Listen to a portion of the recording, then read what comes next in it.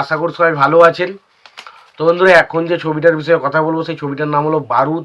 তো এটা আমার একজন সাবস্ক্রাইবার বন্ধু আমাকে এই ছবিটা রিকোয়েস্ট করেছে। এটাই মিঠুন চক্রবর্তীর বারুদ না, এটা হচ্ছে অক্ষয় কুমারের সিনেমা বারুদ। এবং যে ছবিতে আমরা লিড চরিত্রে অক্ষয় কুমার এবং রাবিনা ট্যান্ডনকে দেখতে পেয়েছিলাম, এবং ছবিটাতে মেন অ্যান্টাগনিস্টের ক্যারেক্টার প্লে করেছিল অমরেশ পুরী। তো ছবিটা আমার কেমন লেগেছিল যদি এক কথায় বলি, দেখুন ছবিটা খুব আহামরি কিছু না।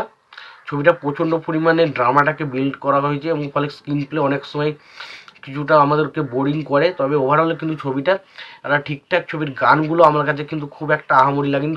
সেই যে গানটা হাম তো তুমসে মোহাব্বত করতে থে হামেশা, ওই যে গানটা, ওই গানটা ডেফিনেটলি ভালো ছিল। বা বাকি কয়েকটা গান মোটামুটি ঠিকঠাক, বাকি কিন্তু গানগুলো আমার কিন্তু মনে হয়নি যে খুব ভালো, খুব শুনে বিশাল মজা পেয়েছি, সেরকম কিন্তু হয়নি।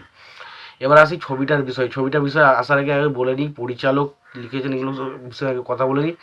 তো বারুদ ছবির পরিচালকের দায়িত্বে ছিলেন হচ্ছে প্রমোদ চক্রবর্তী এবং ছবিটা লিখেছিলেন হচ্ছে রাজীব কৌশল।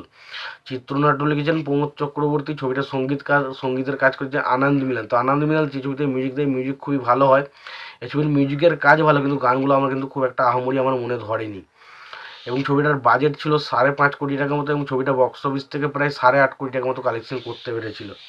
তো ছবিটা মোটামুটি বক্স অফিস থেকে তার বাজেট কিন্তু রিকভার করেছিল, এটা বলা যায়। এবার যদি বারুদ ছবিটা নিয়ে আমরা কথা বলি, গল্পটা হচ্ছে এরকম যে আমরা দেখতে পাই যে অক্ষয় কুমারের মা সে কোনোদিন মন্দিরে ওঠে না, এবং তার পিছনে একটা কারণ হচ্ছে তার স্বামী একজন সৎ পুলিশ অফিসার হওয়া সত্ত্বেও কিছু ভিলেন তাকে মেরে দেয়, এবং তাকে যতদিন না সে মারছে ততদিন সে ঠিক করেছে যে মন্দিরে সে উঠে সে পুজো দেবে না, এরকম একটা বিষয় থাকে। এবং পরবর্তী সময় তার ছেলে অক্ষয় কুমার তাকে সে বড় করে লালন পালন করে, এবং অক্ষয় কুমার এমন একটা মেয়েকে ভালোবাসে, সে একটা মেয়ে রবিনা ট্যান্ডনকে ভালোবাসে। রবিনা ট্যান্ডন এবং অক্ষয় কুমার দুজনাকেই কিন্তু অক্ষয় কুমারের মা মেনে নেয় এবং তাদেরকে একটা বেশ ভালোভাবে জীবনযাপন করছিল। কিন্তু সেই সময় মানে রবীন্দ্র ট্যান্ডনের বাবার হচ্ছে অমরেশ পুরী এই বিষয়টা যখন জানতে পারে, অক্ষয় কুমারের বাবা, অক্ষয় কুমারের বাবু অক্ষয় কুমারের মা, তখন তারপর থেকে কি হয় এবং অক্ষয় কুমারের মা শেষ পর্যন্ত কিভাবে এই জিনিসটা সামলায়, এবং শেষ পর্যন্ত অক্ষয় কুমার কি জানতে পারে যে তার বাবার আসল খুনি হচ্ছে অমরেশ পুরী, এবং জানতে পারলেও সে কি নিজের হাতে শাস্তি দিতে পারে বিষয়টাকে, সেটা আপনাদেরকে জানতে গেলে আমাদের সিনেমাটা দেখতে হবে। দেখুন সিনেমাটার মধ্যে ইমোশনাল পয়েন্ট বহুত রয়েছে, কিন্তু সেগুলো আমাদের কাছে অতটাভাবে ছবিটার যেহেতু ক্যারেক্টারগুলো আমাদের খুব একটা বেশি গুরুত্বপূর্ণ বলে মনে হয়নি, তো ক্যারেক্টারগুলো আমার কাছে ইমোশনাল পয়েন্টগুলো কিন্তু আমার ক্ষেত্রে খুব একটা বেশি ওয়ার্ক করেনি। এবং ছবিতে লাস্টের অ্যাকশন সিনটা এবং কয়েকটা অ্যাকশন সিন রয়েছে, সেই অ্যাকশন সিনগুলোকে বাদ দিলে অক্ষয় কুমার ওভারঅল অ্যাকশন কিন্তু ভালো করে, এটা নিয়ে কোনো সন্দেহ নেই। তো অ্যাকশনগুলোকে বাদ দিলে ছবিটা কিন্তু খুব একটা আহামরি কিছু নয়। অক্ষয় কুমার রবীন্দ্র ট্যান্ডন জুটিটা দেখতে ভালো লেগেছে, বাট তাদের মধ্যে কিন্তু সেইভাবে কোনো কেমিস্ট্রি কিন্তু ছবির মধ্যে ছিল না, যেটা দেখে আমার বিশাল কিছু মনে হবে।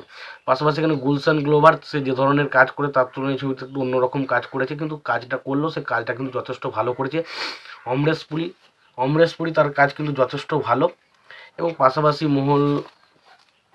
মোহনীশ বহাল যে ছিল তারও কাজ মোটামুটি ঠিকঠাক। ওভারঅল যদি ছবিটার কথা বলি, তো ছবিটা কিন্তু ঠিকঠাক একটা ছবি, এন্টারটেন করতে পারে, তবে খুব একটা আহামরি কিছু না যে দেখে বিশাল কিছু ভালো লাগবে, সেটা কিন্তু নাও হতে পারে।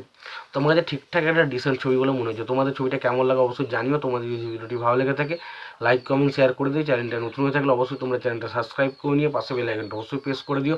ভালো থেকো, সুস্থ থেকো, দেখা হচ্ছে।